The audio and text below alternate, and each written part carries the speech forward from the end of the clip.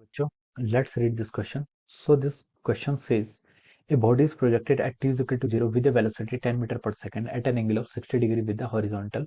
The radius of curvature of its trajectory at t is equal to 1 second is r. Neglecting air resistance and taking acceleration due to gravity g is equal to 10 meter per second square. Calculate the value of the radius of curvature r. Okay. Option A is 10.3 meter. Option B is 2.8 meter. Option C is 5.1 meter. Option D is 2.5 meter. Okay. तो चलिए अब हम इस question को start करते हैं। तो देखिए बच्चों, इस क्वेश्चन का की कॉन्सेप्ट आप क्या लिख सकते हैं। The key concept of this question, हमें यहाँ पर क्या फाइंड आउट करना है, radius of curvature find out करना है। ओके, रेडियस ऑफ कर्वेचर इस क्वेश्चन का आपका की कॉन्सेप्ट हो जाएगा। ओके, तो देखिए रेडियस ऑफ कर्वेचर होता क्या है, आपको देखिए यहाँ पर जो पार्टिकल है, पार्टिकल क्या कर रहा है, एक प्रोजेक्टाइल मोशन कर रहा है। ओके, प्रोजेक्टाइल मोशन कर रहा है। अगर मैं इसकी ट्रेजेक्टरी को ड्रॉ करूँ तो इसकी trajectory will look something like this. Okay, this is the trajectory. Initial velocity इसकी मान लीजिए यू है, एंगल मान लीजिए थीटा डिग्री बना रहा है, और आपको ये कब की कंडीशन है, T is equal to zero पर। आपसे क्वेश्चन पूछा है कि जब टी इजिकल टू 1 सेकंड पर इसकी रेडियस आपको टी इजिकल टू 1 सेकंड पर, ओके, जब आपका टाइम क्या है, टी इजिकल टू 1 सेकंड, मान लीजिए पार्टिकल यहाँ पहुंच गया, इसकी वेलोसिटी वी है, which is making an angle of alpha degree with the horizontal. तो ये आपका कब की सिचुएशन है, टी इजिकल टू 1 सेकंड की। तो देखिए जब आपका पार्टिकल क्या करता है, पैराबोलिक पाथ फॉलो करता है, ये प्रोजेक्टाइल है तो पैराबोलिक पाथ फॉलो करेगा। ओके, ये पैराबोला का ये पार्ट भी क्या होगा, किसी स्मॉल सर्किल का पार्ट होगा, किसी सर्किल का पार्ट होगा, और उस सर्कुलर पार्ट की जो आपकी रेडियस होगी, वो रेडियस क्या कहलाती है, आपकी यहाँ पर रेडियस ऑफ कर्वेचर कहलाती है। Okay, this radius is called radius of curvature. Okay, और रेडियस ऑफ कर्वेचर हमें यहाँ पर फाइंड आउट करनी है, उसका फॉर्मूला क्या होता है, रेडियस ऑफ कर्वेचर का जो फॉर्मूला होता है वो होता है आपका V square divided by the A perpendicular. A perpendicular क्या आपका, perpendicular component of the acceleration. This is the formula for radius of curvature. Okay, इसको मैं आपको यहाँ पर समझाता हूँ ऐसा क्या है, ये आपका ऐसा क्यों हो रहा है। ओके, मान लीजिए ये time T equal to 1 second की सिनेरियो है, जो आपकी वेलोसिटी मान लीजिए यहाँ पर v हो गई है, और ये एंगल कितना आपका अल्फा डिग्री का एंगल है, this angle is alpha degree का एंगल। ओके, अब देखिए इस इंस्टेंट पर पार्टिकल पर कौन सा फोर्स लगेगा, सबसे पहले आपका जी आपका acceleration due to gravity downward direction लगेगा। ओके, वेलोसिटी के परपेंडिकुलर ये कंपोनेंट है, ये एंगल अल्फा है, तो हम बोल सकते हैं ये एंगल कितना होगा आपका 90 माइनस अल्फा हो जाएगा।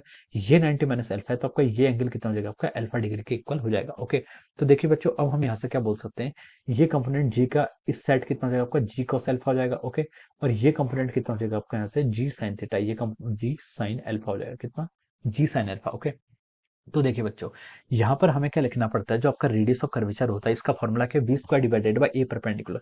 ए परपेंडिकुलर का मतलब है कि आपका एक्सेलरेशन का वो कंपोनेंट जो आपकी वेलोसिटी के क्या है, परपेंडिकुलर। तो वेलोसिटी के परपेंडिकुलर कंपोनेंट कौन सा रहा, जी कॉस अल्फा। तो हम यहाँ से रेडियस ऑफ कर्वेचर को क्या लिख सकते हैं, V square divided by of over g cos alpha. Okay, g cos alpha, V perpendicular का मतलब हम यहाँ पर इसलिए यूज कर रहे हैं क्योंकि यही कंपोनेंट क्या कहेगा, responsible for the circular motion. ये कंपोनेंट आपके वेलोसिटी इस डायरेक्शन में है, एक्सेलरेशन इस डायरेक्शन में है, तो ये आपका सर्कुलर मोशन कराएगा। जो आपका जी साइन अल्फा वाला कंपोनेंट है, it will responsible for the decreasing और increasing the magnitude of the velocity. Okay, तो यहाँ पर सर्कुलर मोशन के लिए जी कॉस अल्फा है, तो हम इसको डायरेक्ट ऐसे भी यहाँ से बोल सकते हैं। ओके, तो अब देखिए, अब हमने यहाँ पर फाइंड आउट कर लिया। अब चलिए, अब हम यहाँ पर वेलोसिटी फाइंड आउट कर लेते हैं, ये वेलोसिटी हमें चाहिए। ओके, तो देखिए हम यहाँ पर बोल सकते हैं कि प्रोजेक्टाइल मोशन के अलोंग क्या होगा, एक्स एक्सिस के अलोंग आपका जो फाइनल वेलोसिटी होगा वो किसके इक्वल होगा, इनिशियल वेलोसिटी के, क्योंकि यहाँ पर एक्सेलरेशन एक्स एक्सिस के अलोंग कितना होता है, जीरो होता है। तो देखिए वी एक्स देखिए यहाँ पर वी एक्स कितना होगा, एक्स कंपोनेंट के अलोंग वी कॉस अल्फा हो जाएगा। ओके, ये जो कंपोनेंट होगा वेलोसिटी का, ये कितना होगा आपका, वी है अल्फा ही है, तो वी कॉस अल्फा हो जाएगा। ये किसके इक्वल होगा, आपका यूएक्स कितना, देखिए यू कॉस थीटा के इक्वल है, किसके इक्वल, यू कॉस थीटा के। तो यहाँ से हम वी की वैल्यू क्या लिख सकते हैं, यहाँ से हम वी को लिख सकते हैं आपका you cos theta divided by cos of alpha, और यू कॉस थीटा, यू कितना आपका 10 है, कॉस थीटा, थीटा आपको देखिए इनिशियल में जो है ना 60 डिग्री, तो कॉस 60 की वैल्यू कितनी हो जाती है आपकी 1/2 divided by cos of alpha. Okay, तो हम यहाँ से लिख सकते हैं आपका 5 डिवाइडेड बाई कॉस अल्फा के इक्वल आ गया आपका V, it is equation number 1। Okay, अब देखिए, अब हम वाई एक्सिस के अलोंग यहाँ पर इक्वेशन ऑफ मोशन का यूज करते हैं, तो हम लिख सकते हैं, देखिए V Y is equal to क्या लिखेंगे, हम यहाँ से U Y plus A Y into T. Okay, V Y को क्या लिख सकते हैं, initial velocity along Y direction कितना आपका यू साइन थीटा, यू कितना आपका 10 है, साइन 60 की value √3/2 plus acceleration along Y axis कितना होगा आपका -10 इंटू टी, टी कितना आपका 1 सेकंड का बताना है। ओके, तो this will be the velocity, ये हमको क्या लिख सकते हैं, देखिए ये हो जाएगी आपकी 5√3 माइनस ऑफ 10। ओके, ये आ गई। ओके, तो देखिए बच्चों, ये आपकी नेगेटिव आ रही है, और वेल आपकी नेगेटिव आनी भी चाहिए। ओके, हमें किससे मतलब है, हमें यहाँ पर मैग्नीट्यूड निकालना है। ओके, मैग्नीट्यूड निकालना है, तो मॉड ऑफ वी वाई क्या लिख सकते हैं, देखिए इसको हम लिख सकते हैं mod of 5√3 minus of 10। Okay, ये किसके इक्वल हो जाएगा, देखिए 5√3 की वैल्यू कितनी होती है आपकी 1.73, 5 इंटू 1.73 करेंगे तो कितना आ जाएगा आपका 8.65।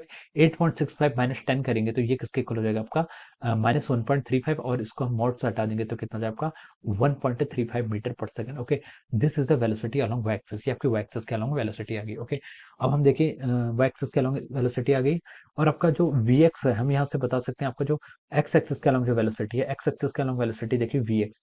वी एक्स कितनी है आपकी यू एक्स के इक्वल है, वो किसके इक्वल है यू कॉस थीटा, तो हम लिख सकते हैं वो आपका 5 के इक्वल है। ओके, और जो आपकी वी एक्स है, वी एक्स किसके इक्वल आ गई आपकी 5 मीटर पर सेकंड के इक्वल। ओके, तो हमने यहाँ पर वी एक्स और वी वाई तो अपने यहाँ पर फाइंड आउट कर लिया। ओके, अब देखिए हमें यहाँ पर अल्फा एंगल चाहिए, हमें क्या चाहिए देखिए यहाँ पर वी स्क्वायर, हम इसको क्या लिख सकते हैं, हमें आरसी कैलकुलेट करना है आफ्टर ऑल। तो ओके, ये किसके इक्वल है आपका V square divided by g cos alpha. Okay, V को हम क्या लिख सकते हैं, देखिए वी को हम यहाँ से क्या लिख सकते हैं, देखिए वी को हम यहाँ से लिख सकते हैं, वी को हम यहाँ से लिख सकते हैं आपका देखिए you cos theta divided by cos of alpha. मैं यहाँ से इसको ऐसे रिप्लेस कर सकता हूँ, तो वी स्क्वायर कितना हो जाएगा आपका देखिए यहाँ से you square cos square theta divided by cos square alpha बचा है, और नीचे आपका जी कॉस अल्फा पहले से है तो जी कॉस क्यूब अल्फा हो जाएगा। ओके, ये हो जाएगा। अब देखिए यू कॉस थीटा आपका यू कॉस थीटा आपका ये कंपोनेंट है, इसकी वैल्यू कितनी है 5, तो मैं इसको लिख लेता हूँ यहाँ से 5 का स्क्वायर 25 डिवाइडेड बाई जी की value 10 into cos cube of alpha.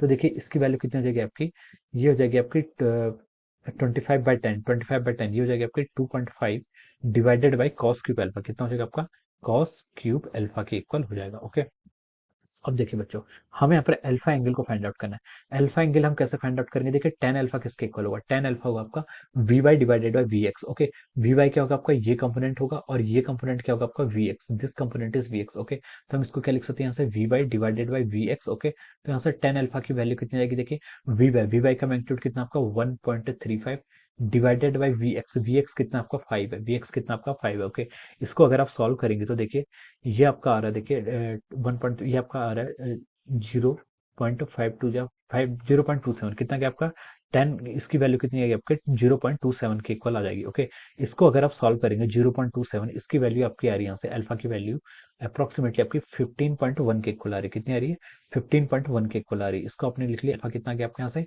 15.1 के इक्वल आ गया। अब इस अल्फा को आप यहाँ पुट कर लीजिए, इस अल्फा को आप यहाँ पुट करेंगे तो देखिए ये कितना हो जाएगा, आर सी की वैल्यू हम ऐसे लिख सकते हैं, देखिए 2.5 divided by cos cube of 15.1। Okay, cos 15.1 की वैल्यू कितनी आ रही है, कॉस 15.1 की वैल्यू देखिए आपकी आ रही है 0.965, कितनी आ रही है 0.965। ओके, इसको हम लिख लेंगे 0.965 का होल क्यूब कर लेंगे। ओके, तो देखिए आरसी की वैल्यू अगर हम यहाँ से कैलकुलेट करें तो हो रहा है 2.5 डिवाइडेड बाय 0.965 का क्यूब, ये आपका देखिए आ रहा है 8.98, कितना आ रहा है 8.98। ओके, तो इसकी वैल्यू आपकी आ रही है, देखिए ये आपकी वैल्यू आ रही है 2.78 के equal. Okay, so this will be the our radius of curvature. Okay, ये क्या आ गया आपका रेडियस ऑफ कर्वेचर, जो आपका देखिए ऑप्शन बी से मैच कर रहा है, किससे मैच कर रहा है आपका ऑप्शन बी में आपको 2.8 दिया है, तो this will be the answer, ये क्या हो जाएगा आपका इस क्वेश्चन का आपका फाइनल आंसर हो जाएगा। Okay, this will be the final answer of this question. Okay, ये क्या हो गया आपका आंसर हो गया, और ये किससे मैच कर रहा है,